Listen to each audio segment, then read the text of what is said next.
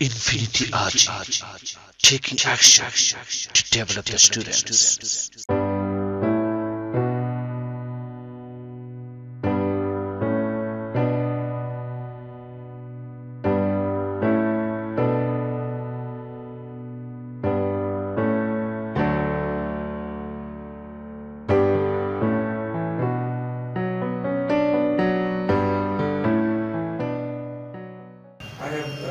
I have attended in my exam yesterday, and the question paper was I'm describing my question paper.